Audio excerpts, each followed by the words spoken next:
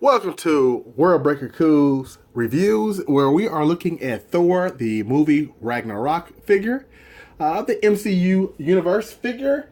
And when I first saw this guy, I was like, oh, he looks awesome, But I wonder if his mobility is going to be a problem. Well, let's find out, folks. First off, the detail on this guy is pretty sick with it. Look at that. Got the nice swords, the color there, the nice, added detail. They did a great job. His face looks like Chris Hemsworth. I like the Thor helmet. That looks good. The red blood. He can look up really good. He can look down really good. A nice head swivel. The little paint on the neck. His cape is pretty epic. Looks like a dang Spartan, even though he's an Asgardian. It looks good. Even this added little calf thing here that comes on or off if you wanted to, it looks good.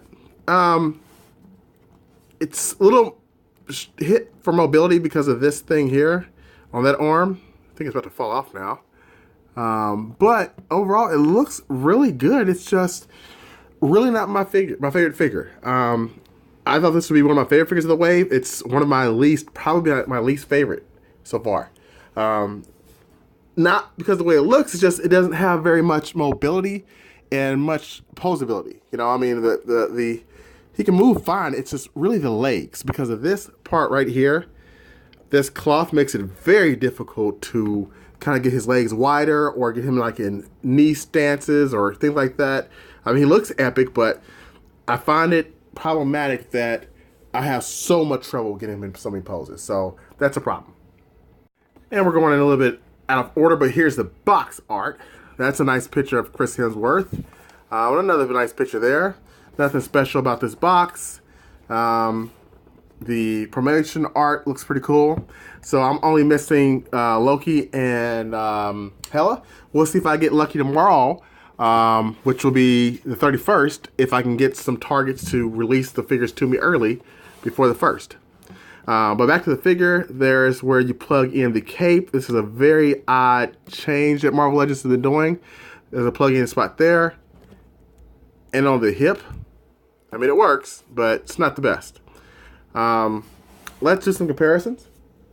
Here he is with his wave mate, young Thor, which I thought would not be one of my favorites, and it turned out I like this one better than that one.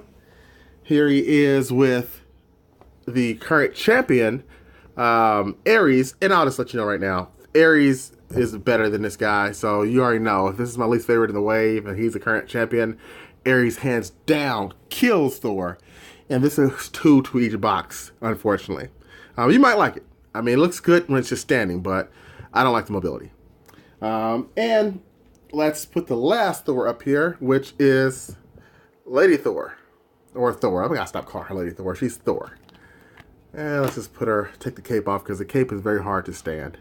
So there you see the current ones I have so far. Hulk is getting there. He'll be here pretty soon. And just since we're doing some Asgardian love here besides Ares, let's get in here in the picture Angela, the sister. And for kicks and giggles, let's throw in Marvel Select Thor. The best Thor in existence, in my humble opinion. And you can see he's a big boy. He's even bigger than Ares, but he's a select figure.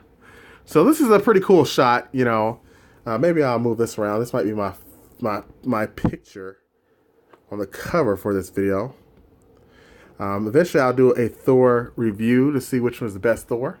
But you probably already know which one I'm going to say or pick, but we might still do some anyway.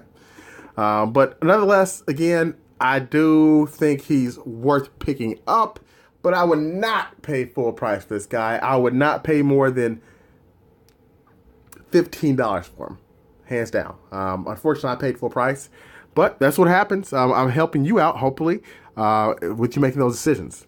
So I hope you liked this review, and until next time. Oh, and I'm sorry.